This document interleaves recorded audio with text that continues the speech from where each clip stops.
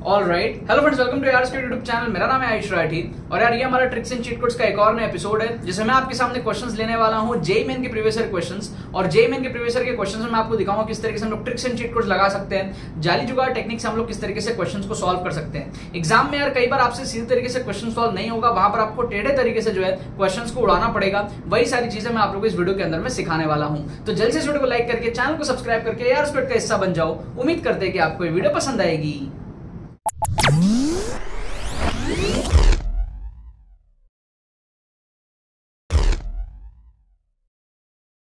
Students, JEE main 2024 के exclusive tricks course की pre registration चालू है। अगर आपने अभी तक इसके अंदर में एनरोल नहीं किया तो एनरोल कर लो, लिंक आपको डिस्क्रिप्शन में मिल जाएगा। अभी एनरोल करने से फायदा ये होगा कि आपको कोर्स जो है काफी ज्यादा डिस्काउंटेड प्राइस में मिल जाएगा और 2023 का एंटायर कोर्स आपको फ्री ऑफ कॉस्ट मिल जाएगा। ठीक है, आपके मन में कोई भी डाउट हो तो आपको डिस्क्रिप्शन में व्हाट्सएप लिंक मिलेगा जिसपे आप क्लिक करके हमारी टीम को व्हाट्सएप पे रीच आउट कर सकते हो। आप सारे डिटेल्स पेमेंट पेज के अंदर में पढ़ सकते हो। सारे डिटेल्स को चेकआउट करने के बाद में सेटिस्फाई होने के बाद में आप इस कोर्स के अंदर में एनरोल कर सकते हो। एनरोल करने का प्रोसेस बड़ा सिंपल है। आपको जो है लिंक जो है डिस्क्रिप्शन में दिया हुआ है, जाके आपको पेमेंट प्रोसेस कंप्लीट करना है अपने डिटेल्स को फिल करके। उसके बाद में डिजिटली जो है आपको कोर्स जो है वो सेंड कर दिया जाएगा। ठीक है, कोई भी क्वेरी हो हमारी टीम को व्हाट्सएप पे आप रीच आउट करो। एनरोल जरूर से कर लेना क्योंकि इससे आपके बहुत ज्यादा नंबर जो है जेईई मेन के अंदर में बढ़ेंगे, आपकी रैंक काफी ज्यादा इंप्रूव होगी, आपकी बहुत अच्छी परसेंटाइल जो है आएगी। चलो, ऑल द वेरी बेस्ट। तो देखो यहाँ पे मैंने आपके सामने क्वेश्चंस लिया है जेईई मेन के कुछ प्रीवियस ईयर क्वेश्चंस फिजिक्स के सेक्शन से। ठीक है, आप देख सकते हो यहाँ पे दो क्वेश्चन आपको इस पेज में दिख रहा है और पीछे आपको एक क्वेश्चन दिख रहा है।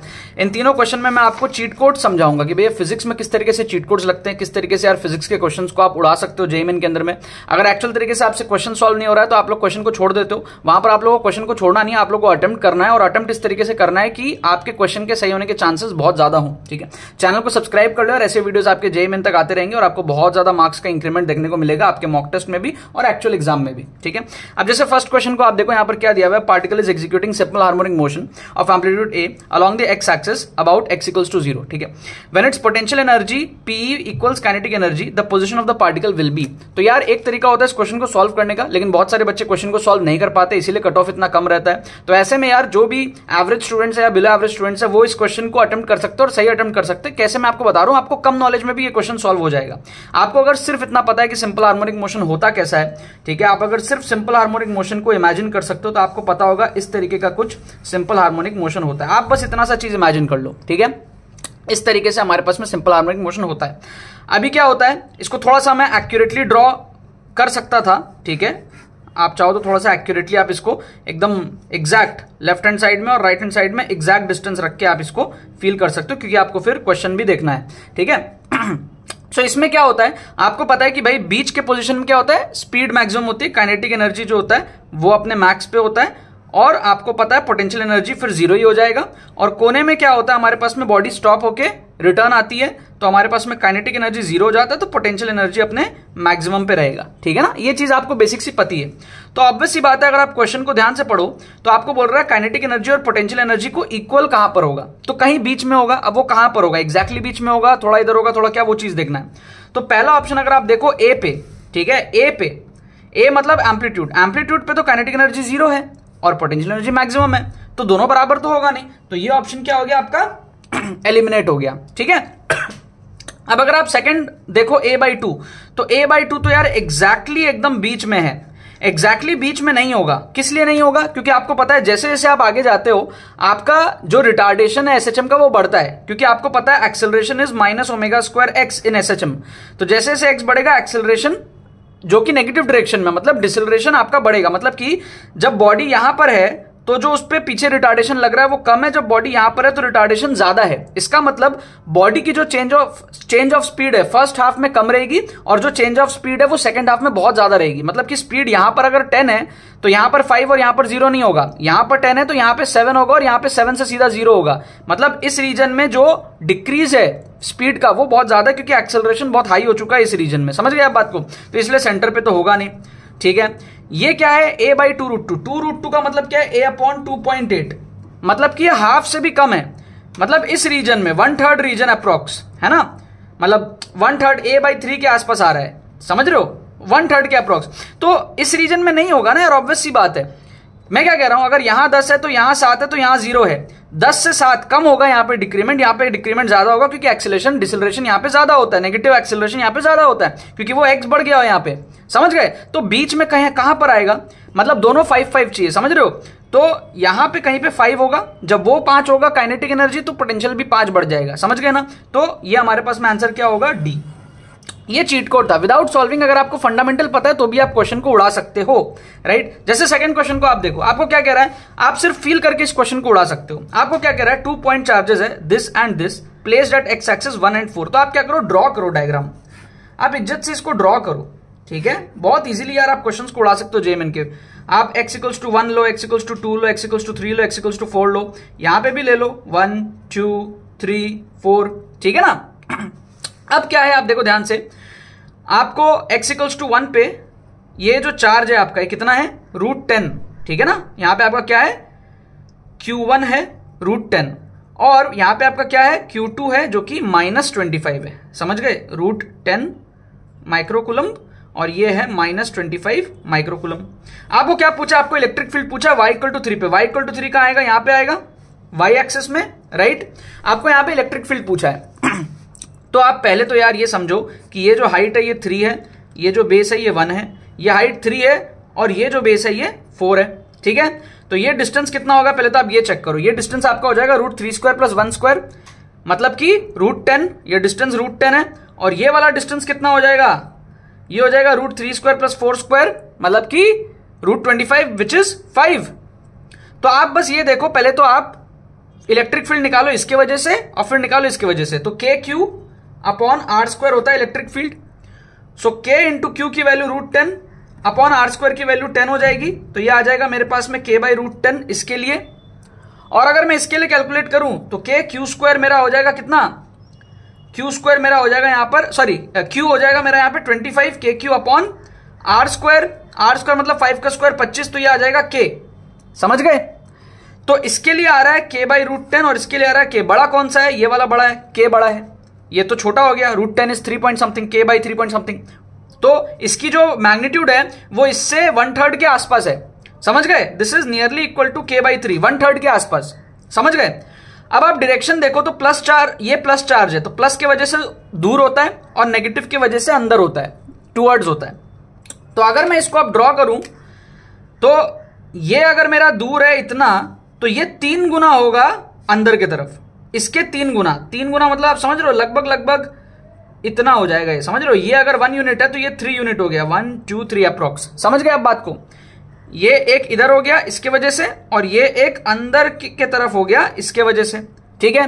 अब आपको बस इन दोनों वेक्टर्स का रिजल्टेंट फील करना है। इमेजिन करो इन दोनों का रिजल्टेंट कहां होगा। अगर मैं कंपोनेंट लूं, इसका y कंपोनेंट कुछ ऐसा होगा और x कंपोनेंट कुछ ऐसा होगा, और अगर मैं इसका कंपोनेंट लूं तो y कंपोनेंट कुछ ऐसा होगा और x कंपोनेंट कुछ ऐसा होगा, समझ गए। अब मैं इसको भी भूल जाता हूं और इसको भी भूल जाता हूं। अब आप सिर्फ देखो, आप मेरे को बताओ कि x कंपोनेंट में रिजल्टेंट कहां आएगा, राइट में आएगा ना, ये इधर बड़ा है ये इधर छोटा है, और y कंपोनेंट में रिजल्टेंट कहां आएगा, ऊपर छोटा है नीचे बड़ा है, समझ गए। तो x component will be positive and y component will be negative. क्या आपको बात समझ में आई। तो x component positive and y component negative. सबसे पहले तो आप ये देखो, x component positive y component negative, ठीक है।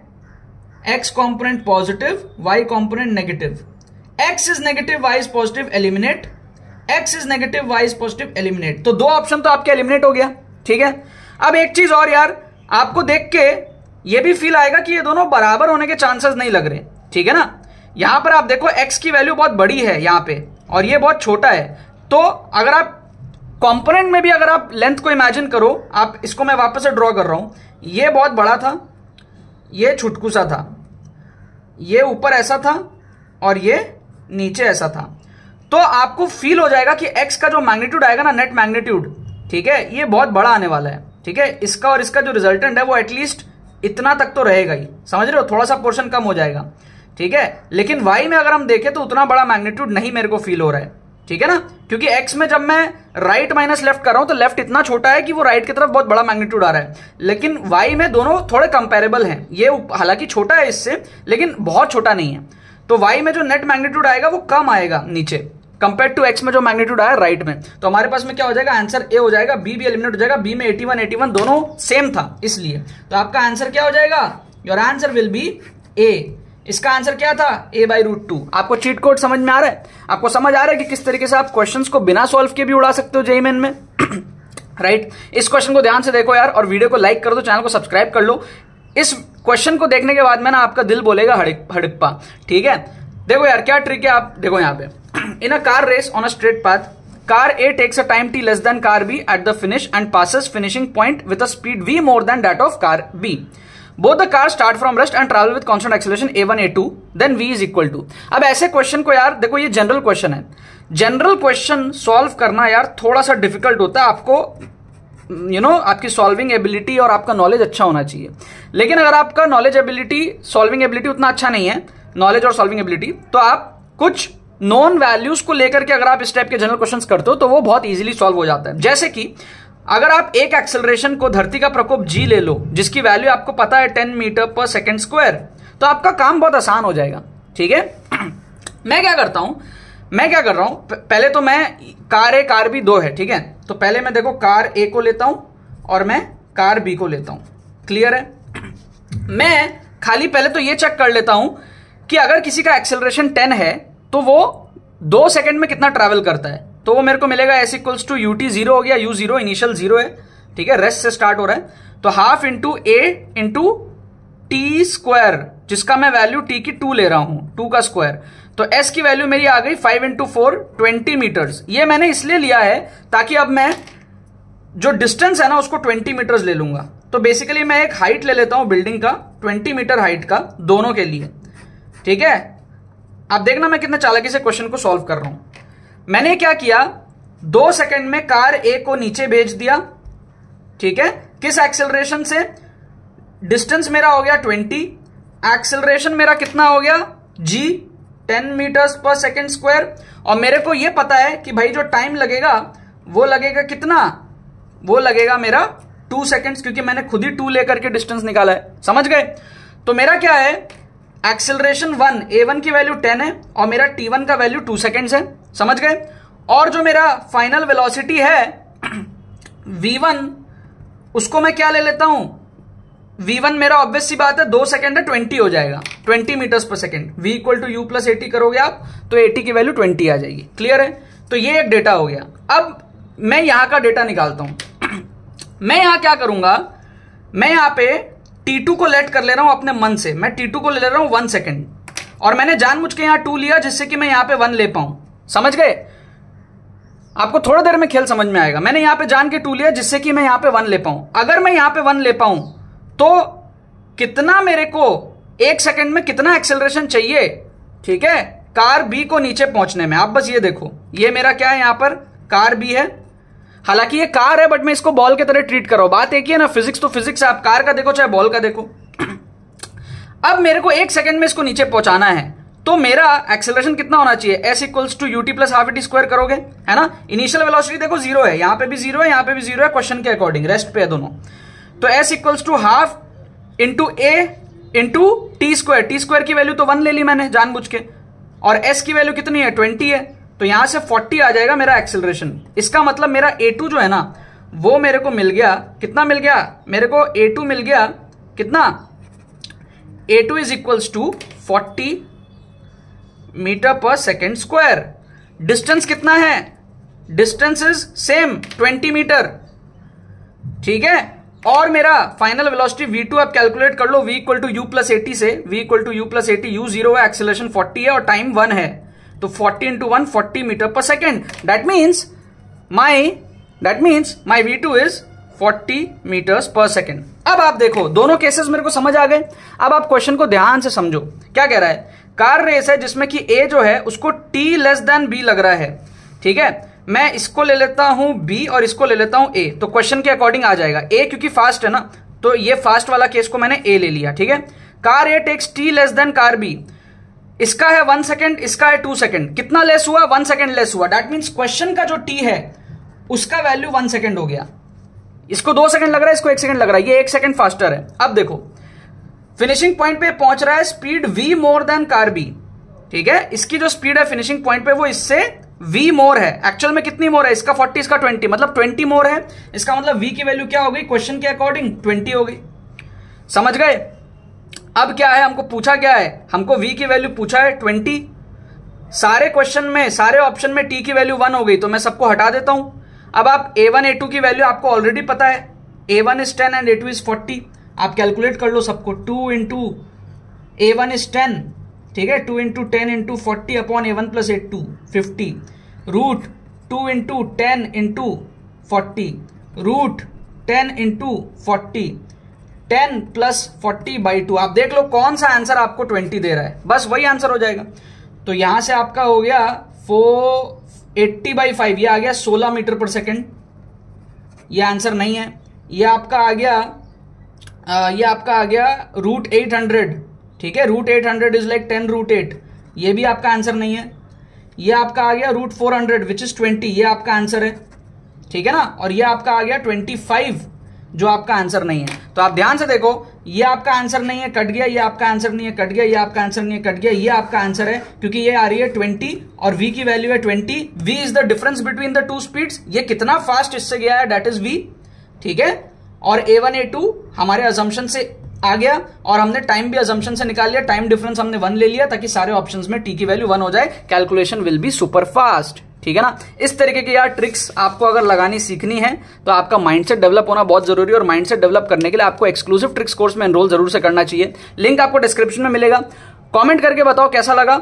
आप अपने ओपिनियंस शेयर कर सकते हो कि कौन सा ट्रिक आपको अच्छा लगा, कौन सा ट्रिक आपको बेनिफिशियल लगा। प्लेलिस्ट का लिंक भी डिस्क्रिप्शन में जाके आप चेकआउट करो और एक्सक्लूसिव ट्रिक्स कोर्स में जरूर एनरोल करो, उससे आपका माइंडसेट डेवलप होगा।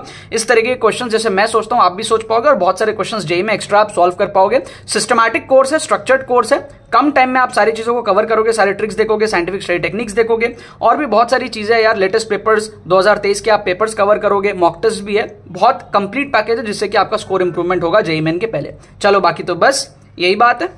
तो यार आई होप आपको ये वीडियो पसंद आएगी, आपने इस वीडियो से कुछ सीखा होगा। अगर आपको ये वीडियो पसंद है, इस वीडियो को लाइक करना मत भूलना और शेयर करना मत भूलना अपने बाकी सारे फ्रेंड्स के साथ में, ताकि वो भी इस प्लेटफॉर्म का मजा उठा सके। बाकी तो बस बहुत बहुत धन्यवाद मेरे साथ वीडियो में जुड़ने के लिए। बने रहिए यार।